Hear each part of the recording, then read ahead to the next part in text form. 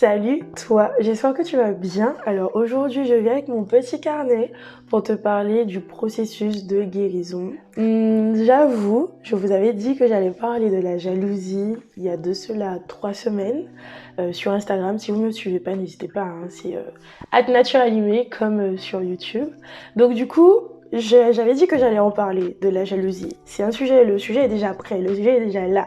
C'est juste que ce matin, et ça fait depuis plusieurs semaines que je souhaitais en parler, je voulais vous parler des guérisons des blessures, du processus de guérison plus précisément. Et ce matin, quand je suis réveillée, j'avais cette idée-là directement en tête. Le processus est venu là comme ça. Du coup, je me suis dit, allez, c'est bon, je suis la direction et on va parler du coup de ça. Et puis la jalousie, ce sera pour une prochaine fois. So, let's dive in, let's do it. Allons-y. Déjà, avant tout, je voulais parler du processus de guérison de quand on est blessé au niveau des relations. Donc que ça soit ton père, ta mère, ton fiancé, ton mari, la personne que tu côtoies, ton ami, enfin plusieurs types de personnes en fait qui sont proches de toi et qui t'auraient blessé ou qui tombent ou qui te blessent ou qui pourraient potentiellement te blesser parce que voilà, ça arrive en fait d'être blessé. C'est déjà quelque chose qu'il faut comprendre, c'est que ça arrive d'être blessé par d'autres personnes.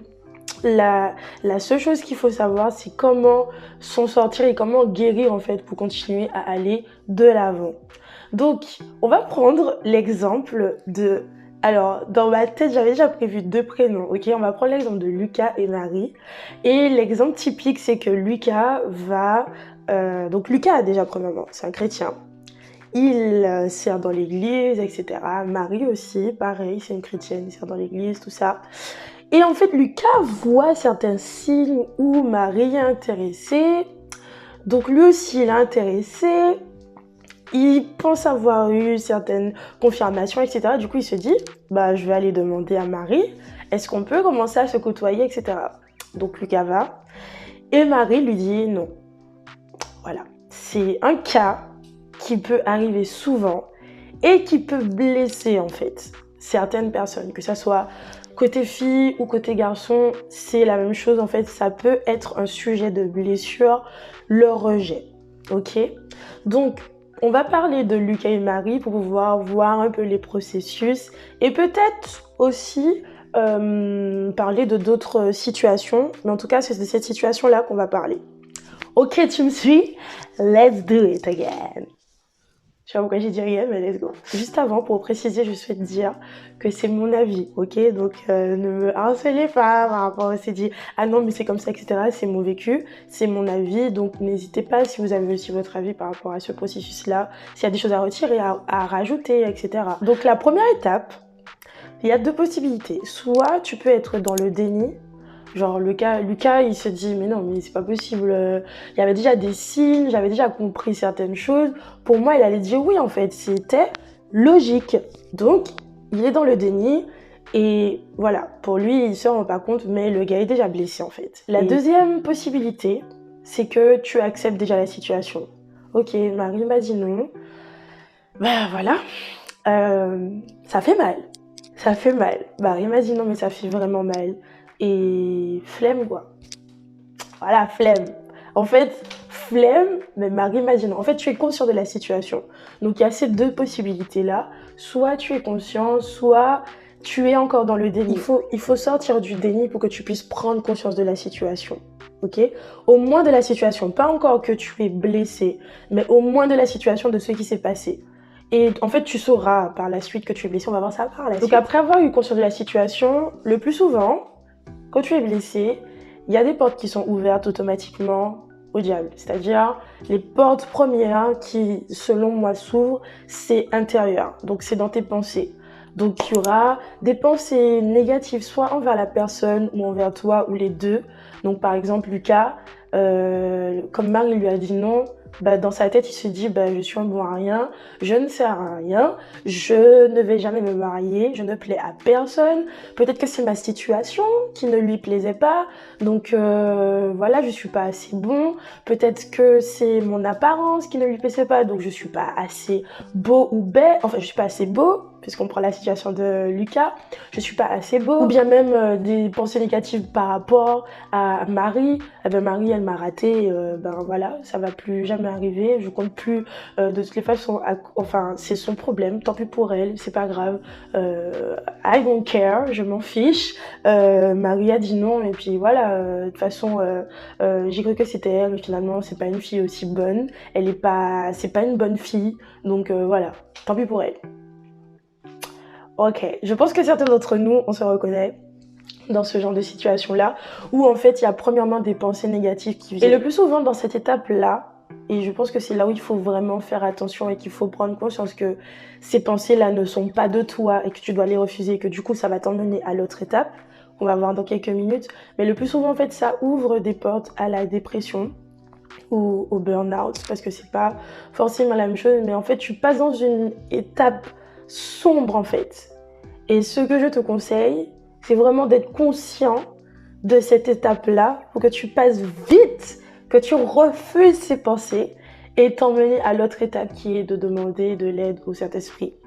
Et en fait, quand c'est ce temps-là, parce qu'en fait, Lucas sait et que ces pensées-là ne sont pas bonnes. Donc, qu'est-ce qui se passe, c'est que Lucas va voir Dieu, le Saint-Esprit habite en lui, il lui dit, Saint-Esprit, ça va pas. Et en fait, le Saint-Esprit qui aime te convaincre, voilà, de ce qui se passe, il a un œil beaucoup plus ouvert que toi de ce qui se passe dans le spirituel et dans le physique. Donc il te dira, Lucas, tu es blessé. L'autre étape, c'est de comprendre qu'on est blessé, ok? Si tu ne prends pas conscience que tu es blessé, ça t'empêchera de passer à l'étape de guérison. Plus tu prends du temps à comprendre que tu es blessé, plus tu prendras du temps à guérir. Et en fait, pour moi, la pensée qui m'est venue, c'est que ça dépend de ton niveau d'orgueil, si je peux dire. C'est-à-dire que, prenons l'exemple de Lucas orgueilleux, bah, c'est pas normal, je suis pas blessée. Elle m'a dit non, c'est vrai que ça me fait mal, mais je suis pas blessée en fait. Je vais continuer dans mes affaires, etc. Et je suis pas blessée. Donc, en fait, ce qui se passe, c'est que ton niveau d'orgueil va faire que tu acceptes que tu es blessée ou pas. Plus tu vas prendre du temps à reconnaître, plus cette blessure-là sera béante et elle va s'étendre en fait dans d'autres situations. On prend la situation de travail. Ton patron te refuse quelque chose, bah, automatiquement, en fait, ça va te saouler, ça va peut-être même te rappeler la situation qui s'est passée avec Marie, si on prend toujours l'exemple de Lucas. Et en fait, ce qui se passe, c'est que, bah, en fait, cette blessure-là, elle va continuer à s'étendre, elle va continuer à grandir. Et tant que tu ne vas pas lâcher prise et reconnaître que tu es blessé, ça va continuer. Parce qu'en fait, le Saint-Esprit te convainc de péché, puisqu'il est dit dans sa parole qu'il nous convainc de péché, de justice et de jugement. Il te convainc de cette blessure-là, non pas pour t'accuser ou te faire être encore plus dans la dépression, mais bien en fait pour t'aider et être guéri. Et c'est là que ça commence. Et c'est là que la guérison commence. Donc en fait, tout dépend de ta décision à vouloir être guéri ou pas. Quand tu as conscience de cela, est-ce que tu veux être guéri ou pas? Et Lucas, il se rend compte que ça commence à déborder sur son travail, ça commence à déborder peut-être sur ses relations avec ses amis.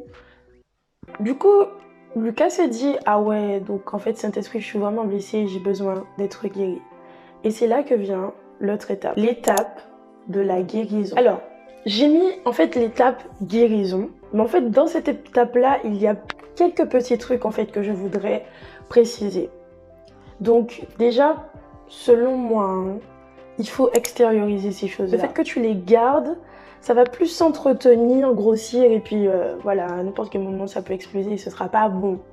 Donc, ce qu'il faudrait faire, conseil, ce serait d'extérioriser, donc c'est-à-dire que tu peux parler à d'autres personnes de la situation et principalement demander la prière. Tu peux aussi écrire ce que tu ressens pour l'extérioriser. Tu peux, en fait, parler, écrire, prier pour ça.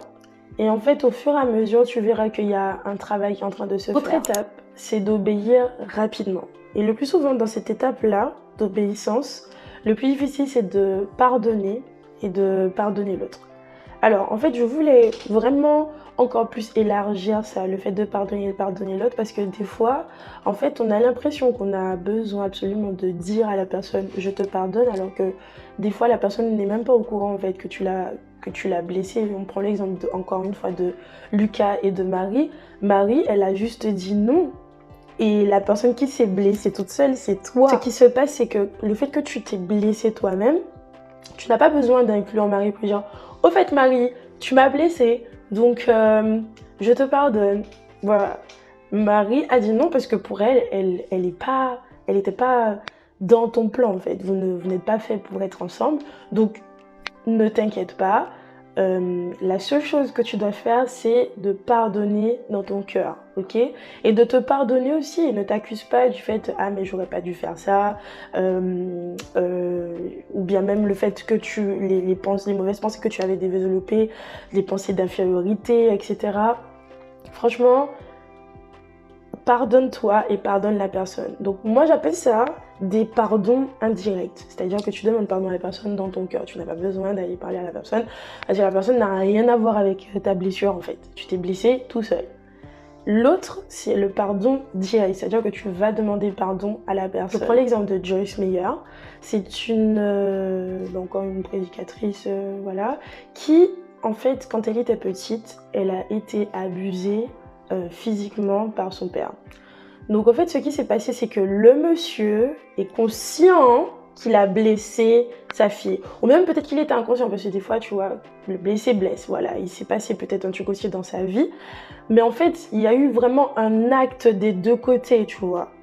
Du coup, ce qui doit se faire, ce qui s'est passé, c'est qu'elle est allée elle est allée dire à son père qu'elle lui pardonnait en fait de toutes ces choses qu'il lui a faites, parce que c'était des choses évidentes en fait. Il n'y avait pas un truc intérieur, c'était entre toi et toi, tes pensées, etc. Mais c'était vraiment quelque chose d'extérieur que plusieurs personnes savaient et que ça faisait partie de son témoignage, etc. Selon moi, hein, si c'est vraiment quelque chose d'évident, par exemple un mari et une femme, le mari l'a blessé verbalement, tu peux aller dire à ton mari, je te pardonne, continuons ensemble. Voilà. Et le truc qui est fou là dans ma tête actuellement, c'est que je me dis, les gens vont me prendre pour une folle parce que en fait, c'est clairement pas par ta force que tu vas réussir à faire ça. C'est encore une fois par l'aide du Saint-Esprit que tu vas réussir à aller demander pardon quand le Saint-Esprit va te convaincre d'aller demander pardon. Obéis vite, parce qu'en fait, c'est ce qui va te permettre de finaliser le processus de guérison. Un autre point dans le fait d'être guéri, c'est de s'attacher à la parole de Dieu. Assurément, dans sa parole, dans la Bible, tu vas trouver une parole qui va te permettre de surmonter ce par quoi tu es en train de passer, qui va te permettre d'être guéri, en fait, de la situation qui t'a blessé. Je prends un exemple. Mon exemple, dans l'une des situations qui m'avait blessée, vraiment la parole qui m'a fait du bien, je ne saurais comment l'expliquer, mais c'est un truc court, c'est Josué 1, le verset 5 qui dit « Je ne te délaisserai point, je ne t'abandonnerai point ». Et en fait, pour moi, ce qui m'a fait du bien, c'est de me dire que malgré ces choses-là que je suis en train de vivre actuellement, Dieu est avec moi. Il est dans ce processus-là.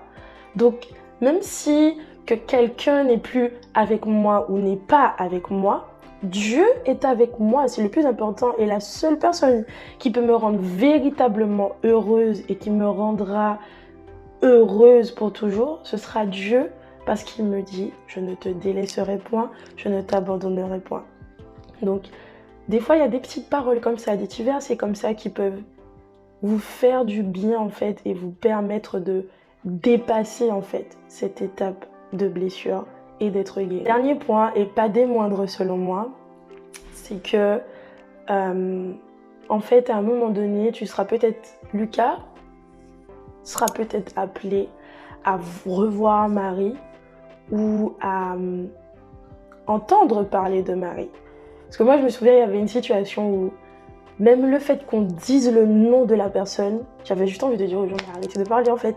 Arrêtez, ça me saoule. Arrêtez. Mais en fait, ce qui se passe, c'est qu'il y aura un moment donné où tu vas pouvoir jauger ta guérison en fonction de la présence de la personne ou quand on parle de cette personne-là. Si ça continue à t'agacer, c'est qu'il y a un souci. C'est que t'es pas encore... Soit t'as pas encore pardonné la personne, enfin il y a un truc encore en fait. Je crois qu'il faut arriver à ce niveau où quand tu vois la personne, ou bien même quand tu entends parler de la personne, ben ça ne te fait plus rien. En fait, l'objectif, c'est pas non plus de redevenir ami ou bien de renouer les liens, etc. Mais c'est juste que tu n'as plus de ressentiment envers cette personne ou cette personne ne te fait plus de mal quand tu la vois ou quand tu entends parler d'elle. Si on prend l'exemple de deux amis qui se sont fortement blessés, il y a possibilité que ces personnes-là redeviennent amies. C'est totalement possible. Donc, en fait, quand par exemple Lucas, il voit Marie, etc., il faut que Lucas arrive au stade où, quand il voit Marie, il ne cherche pas non plus à être ami avec elle, chercher communication, mais c'est juste que il n'y ait pas de mauvais...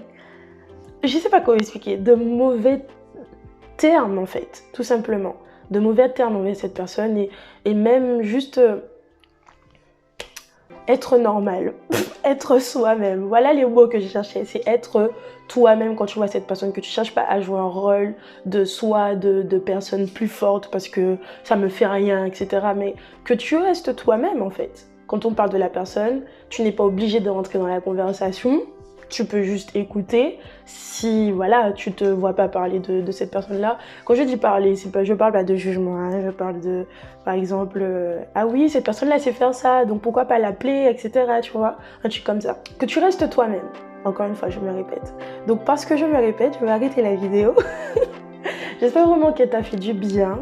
Et vraiment, s'il y a d'autres choses que tu veux rajouter ou que tu veux peut-être parler d'un point en particulier, n'hésitez pas, je suis disponible en commentaire. Donc rajoutez un commentaire en bas de la vidéo.